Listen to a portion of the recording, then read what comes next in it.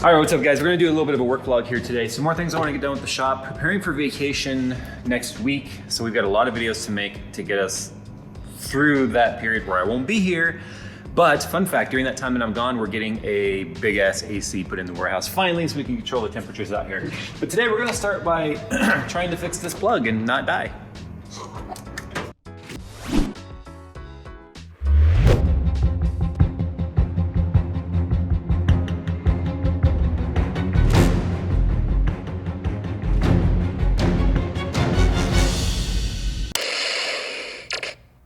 Miss.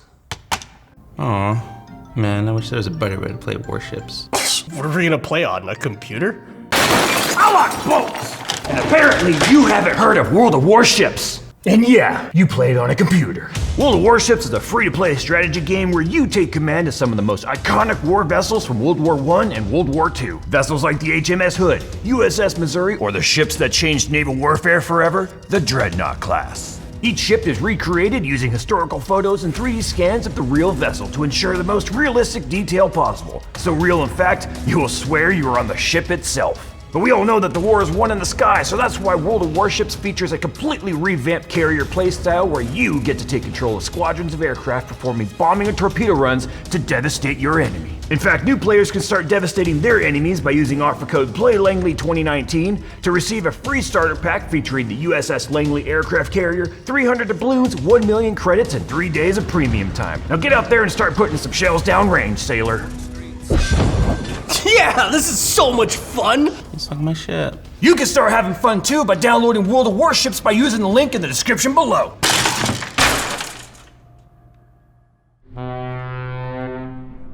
So we've got two giant electrical panels here, which is kind of nice. We've got a 408, 277, we've got a 120, 208 over here with lots and lots of empty, as you can see, look, we've, anybody want to open a machine shop? Okay, so the problem is this guy right here that is going right into this panel, only these right two plugs are working. And as you can see right now, because we don't have the conduit and plugs installed on this wall yet, we've been having to run everything off of contractor's cables, which are unfortunately only rated to 15 amp, which isn't terrible, but these are 20 amp circuits, so we could technically overwork the cable, and extension cables are not gonna be good for overclocking and stuff like that. So what I said I wanna do eventually, very soon, hopefully after I get back from vacation, is I wanna have like 5 or 6 dedicated 20 amp plugs on these walls, where each one is its own breaker, so that we can get the cleanest power possible for overclocking. The problem with this is this plug, this side, this gang is not working, and I don't know why. So I figured, how hard could it be for me to figure this one out, right? Actually, it's not that hard at all, but what I do need to figure out is which breaker is this gang, so that or this box right here, so that I can, well, not die at the start of the video. It's fine if I die at the end of the video, at least you got some content out of it, but 4 minutes in, that's not a worthwhile death. So we're already off to a great start, considering I do have circuit testers and stuff, because I guess I used to work for an electrician and I forgot all that stuff at home. But fortunately we have an extension cord with a light, so I can see which breaker it is when we turn it off. Now if I were a betting man, because this is on the right side of the panel, I'm gonna guess it's probably this 20 amp right here on the right side of the panel. Yep. So because the actual plugs mount to the box itself, when I take off these 2 screws, the plug should come out with it. Unlike a wall, like in your home, where those mount to the box and then the cover comes off and then those stay mounted. So this will be easier to work on and see what's up. Let's see what's up. Or they're not hooked up at all. I mean, there is that. Why go through the effort? I've installed a ceiling fan. That makes me a certified electrical engineer. Just like one of them science people. Never did I dream that it would be on a YouTube channel showing people how to backyard electrician. Which you should never do. You should never backyard electricians. Or if you do this, use a tutorial that's not ours. Oh yeah, do this at your own risk. You take your own life in your hands. I am not responsible. Electrical really is easy if you understand how it works. It's when you don't Where that bad things can happen. I like how grounds in electrical is safety, but ground in skydiving could be bad. It's just like, okay, now you just shove it all back in there and hope nothing touches. That's why you make sure there's nothing like, you make sure those are trimmed so they're all the way flush down in there. So there's no wires exposed, especially when we have an exposed ground wire like I've got here. All right, if the second I flip the breaker, it doesn't flip right back or go to half position, then we're good. Ready? Mode. Okay, we have a light, we're good. Yay! Yay! Hey. I didn't do anything, but yeah. You were here for moral support and you were standing close to the thing that I could have blowed up. Some C10 out there watching is just like, the guy that literally climbs like transformer poles is like. So I mentioned that we need an electrician to come out because of permitting and all that sort of stuff. You know, because we're in a commercial space and all that, obviously you need a permit and a licensed electrician to come out and do anything conduit based and all that. I'd love to do it myself, like I said, but I'm not gonna do that because, yeah, I want that to be legit. But what I am gonna do is I am gonna use the same type of cord or cable like you just saw me use for fixing that, which is the same stuff I used over here on the set, and we'll show you that in a second, to run power to here. Because basically it's just gonna be an extension cord. We're gonna run it down along the wall. We're probably gonna come right in between these two, or I might come off the side and straight from the side. I think I walk over there less, so we'll see. We're gonna tape it down with gaff tape just like this, but then we're gonna mount like a big ass truck outside. But then we're gonna mount like a power strip or something under here so that I have power running to my bench. So when I'm doing things here, I need extension cords running everywhere. But it will also be powerful enough so if I wanna plug in something like Skunkworks, which uses this gauge cable, because it's a 1600 watt power supply, then we can do that. Because right now, it's running through cable like this, which is not rated nearly as tough as these cables are. And not only that, when you start dealing with overclocking and when we're doing like our overclocking competitions and stuff, anytime you lengthen the cable, you also increase the likelihood of dirty power that can cause you instability issues. So by using the higher rated cable or gauge wire and stuff, we get cleaner wire. And because it's solid versus strand, like I talked about earlier, then we can potentially get better clean power to the table as well as along this wall. So what we're gonna do now, we're gonna go to our favorite place ever. We spent so much time and money and they're starting to know us on a first name basis, Home Depot. Not a sponsor, but they should be at this point.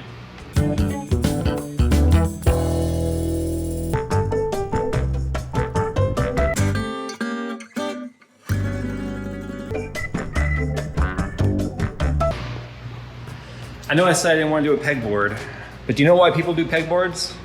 Because they're cheap and they're convenient. We've got some 1x2s right here to build supports for it so it stands off the wall because, you know, pegboards have to be off the wall. They can't be flush, otherwise you can't get the pegs through there. We've also got some RJ45 ends because we have to get network out here too, obviously. And then we've got our ends that I said I'm gonna use to make an extension cord to bring over to this table. And then we've got this power strip we'll be mounting underneath the table so that when we do put systems up here, one of the things we had to do with the old studio, which kind of sucked, and it actually used this cord right here, is we have this one extension cord that was taped down to the ground and it had these 3 plugs on the end, but then this was on the floor. And we had the cables draped everywhere and it kind of sucks. So the idea here is that if we have it mounted under the end of the table, then we have like a system up here and a monitor for showing something, we just plug it all in right here and then it's just permanently wired without having to worry about that. I don't plan on moving this table around and rotating it and stuff. But if we do, for some reason, obviously it will be able to unplug. It's not gonna be taped down. But before we do any of this, with the amount of time we spent going to Home Depot first and then Lowe's, looking at all the solutions of like, Fast Track and Gladiator and Craftsman and all those other rail systems. The problem with like the Swiss rails is they're good for hanging like brooms and shovels and ladders and things like that. Pegboard's obviously perfect for mounting all kinds of tools. And I want to have like our most common stuff mounted on here. Some extension cords, probably heat gun, all that sort of stuff. And then the cart that's at the other studio still that we have to bring here, that's gonna be my water cooling cart. All my water cooling tools that I typically need are going to be in that. And then I think it'd be neat if we had like spool of wire and stuff up here so when we have to make custom stuff, we have it all accessible. So it's both functional and a design. Yeah.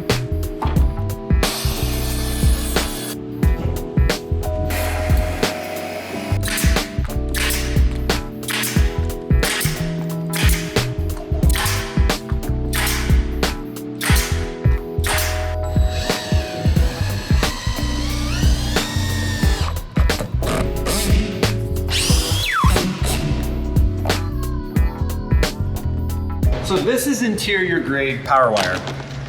Same thing you just saw me use a piece of to fix the plug over there. So this is what's running through the walls of your home, and usually daisy chains 6 or 7 plugs, sometimes more, in your wall. It's designed to carry more current than like a regular extension cord.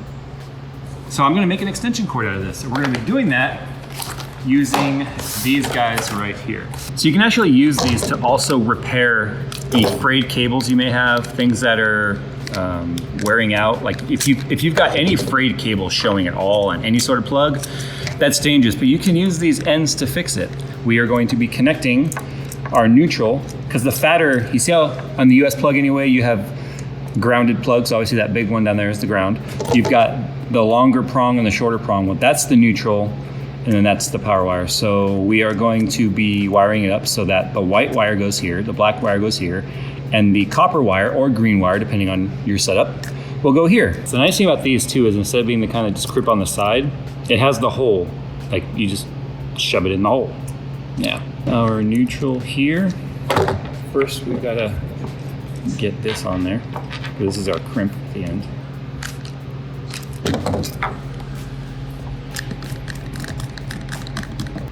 Here we go. Just test it on that thing, dude. That thing's pretty cheap.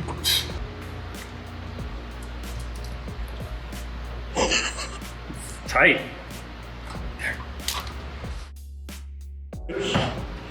Yay! Look how snug that is.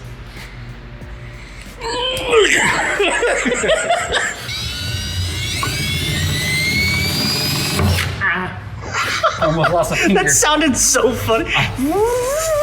I almost lost a finger. You know what's funny about these videos? Is it, how many other creators out there can you go, wow, this guy can do a lot of cool shit. Wow, this guy's stupid. Wow, this guy does some really cool things, but he's really stupid.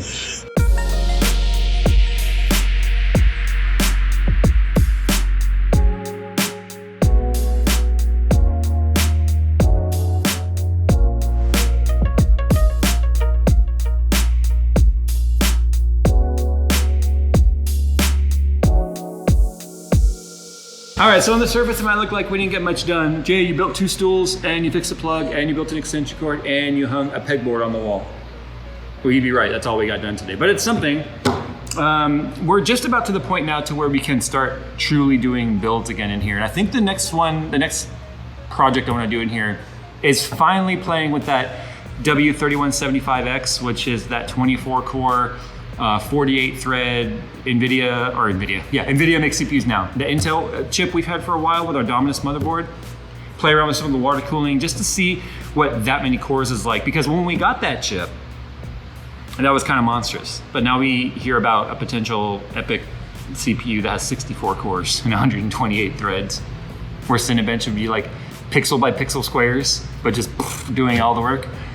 So yeah, I think we'll play around with that. And then, yeah, I don't know what else we're gonna do. We're gonna do some videos and stuff around here. But anyway, we're gonna go now, guys. Thanks for watching and hanging out with us on this build vlog.